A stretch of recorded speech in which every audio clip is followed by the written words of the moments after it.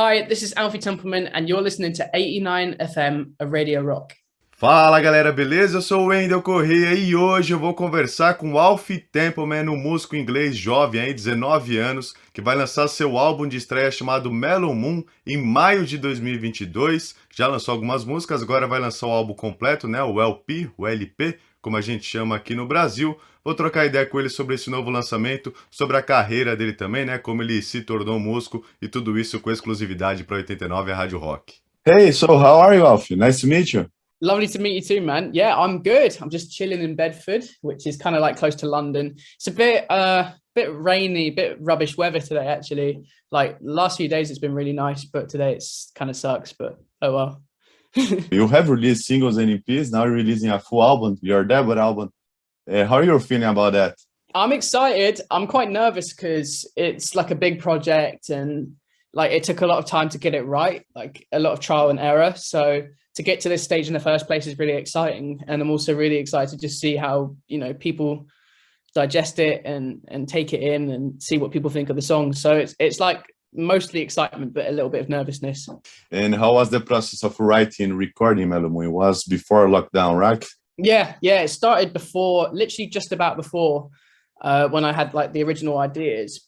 And I was just like recording little instrumentals, but then lockdown hit and I kind of became a bit uninspired and it took a long time to write lyrics and stuff. So I kind of focused on like actually just recording the music and then added lyrics and like the story and the concept to it quite later. And when I first hearing the album, I see a lot of happy and upbeat songs. It's great songs. Congrats for that.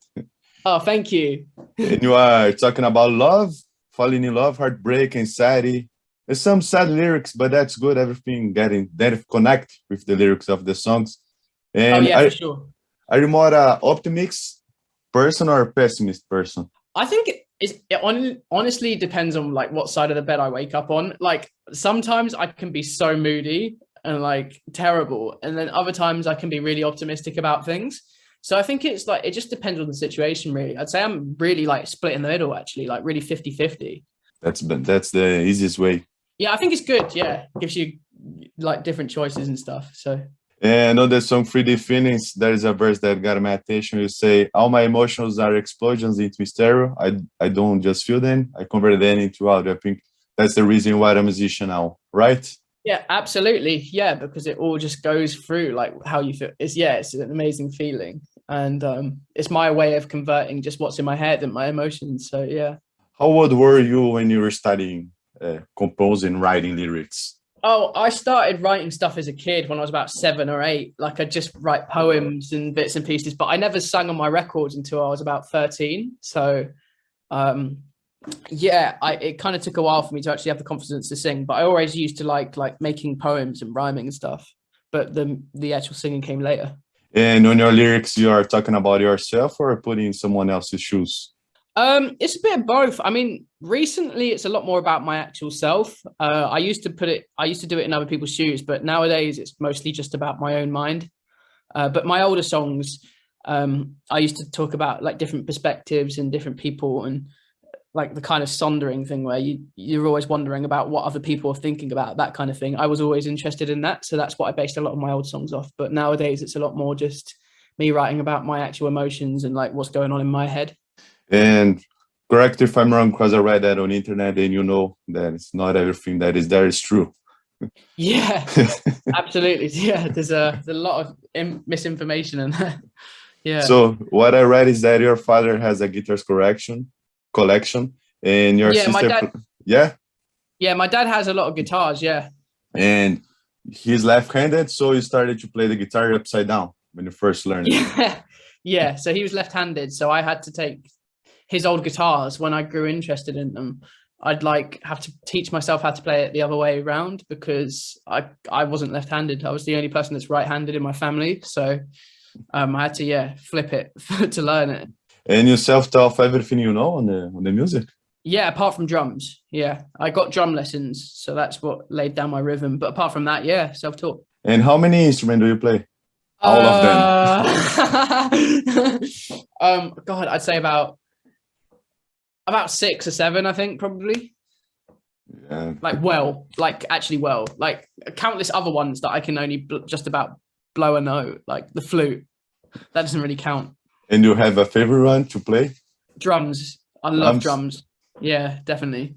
And what I also read on the internet that your sister plays piano and trumpet, and your mother was the one who encouraged you how to sing. Are you a family of professional musicians? Well, my sister's actually younger than me. She just did it like growing up, but I don't know. My bio kind of like made it look as if she was like a professional musician. But my dad plays guitar in his spare time. Like it's just something he does for fun. It's not like he's an actual professional musician. He's actually a builder, but he also comes and helps me like do tours. He's like my tour manager. So we've been all everywhere together, like all across the world, like America, Europe, just doing gigs. But and then my mum, she encouraged me to sing because I used to do a lot of like instrumental demos and stuff, but I never really had the confidence to sing until my mum was like, you might as well give it a shot, and it worked out. So she was right. Yeah, totally. And talking about Mellow Moon again, about the tracks, do you have a favorite track on the album? Yeah, the last one, the closing track, it's called Just Below the Above, and it's just a very special song. It's very emotional to me and means a lot to me, and it was written in a very dark time, so that one resonates with me the most. I was going to ask you about this song. It's a beautiful song. Congrats for that. The acoustic guitar on the intro, it's beautiful. Oh, thank you very much. Thanks, man. I appreciate that. And why did you decide to be the last track of the album? Yeah, it just feels like it was the last kind of one to be really complete, and it felt like the best way to end this chapter. Just because it came to the record like kind of at the end, and you know, it just kind of describes, because there's a lot of happy songs in the record, but there's also quite a lot of sad ones. And by the time I finished the record, I didn't know how to feel. I was very, you know, mixed emotions, and so I left it on like a bittersweet kind of song, which I think like leads nicely into whatever comes next. Yeah. It's great. It's a great ending track for the album. Thanks, man. And talking about 3D feelings, where came the idea of describing the feelings for someone as three-dimensional feelings? Yeah, well, that's it was between me and Justin. We were talking about that. I think he put the two together, but it was like, it's like those emotions and senses that you feel, those tastes and smells that take you back to a certain time. And obviously all of that kind of stuff is 3D. Like you can experience it like as it is. You can feel the same things and taste the same things and everything. So it just sounded really cool, to be honest. Like, and it's something that a lot of people resonate with in a way, because everyone has that kind of like certain touch or smell that brings them back to a place. So that's how it kind of came about. It feels like a really magical kind of title in general. Yeah, that's great, man. There's the video for Broken. There's an action figure of you. Did you keep one for you? Yeah, I did. I've got it somewhere. It's in a bag of clothes, I think. And there's also a great verse that I think everyone thought about it during the lockdown, and we are still living this. I checked that I'm breathing. You never know these days. Yeah, just don't know. Yeah, it's that's kind of obviously linked to the idea of the pandemic and stuff, and just everything that's going on nowadays. Like there's so much fear in the world, and that's kind of what that's linked to. And talking about the title track, Mellow Moon, why did you decide to name the album as Mellow Moon? Well, just because it's like my comfort place. It's somewhere special, and it's a place that I can go to. It just feels like really at home and really, really safe to me. So that's kind of where it comes from. And almost every song on the album, and I really mean it, it could be easily played on all the radios all over the world.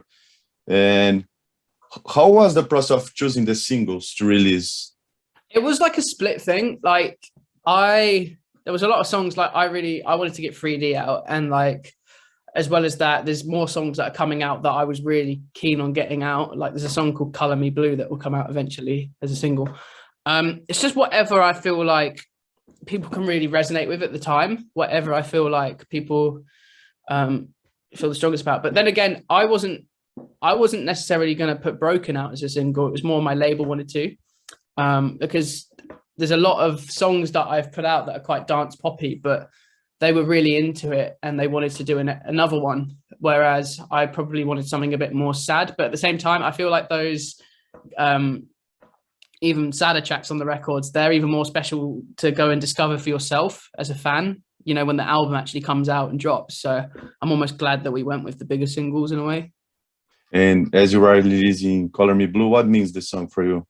Well, it's the same kind of, it's one of those really bittersweet songs on the record because it sounds so cute and lovely, but it's also about it's like a coming of age kind of teen romance, and just the idea of like having a broken heart, like being colored in that kind of blue emotion that takes over your body. So I think it's just like it's like a bittersweet song, but it's like dressed up in a way that seems so like coming of age and really cute. It's got like the Strokes references in it, like talking about This Is It, and I said that's right, and all this kind of stuff. It's like little nods to like other bands that people like. So you've got a lot of influence. When I first heard that album, you got some funky style.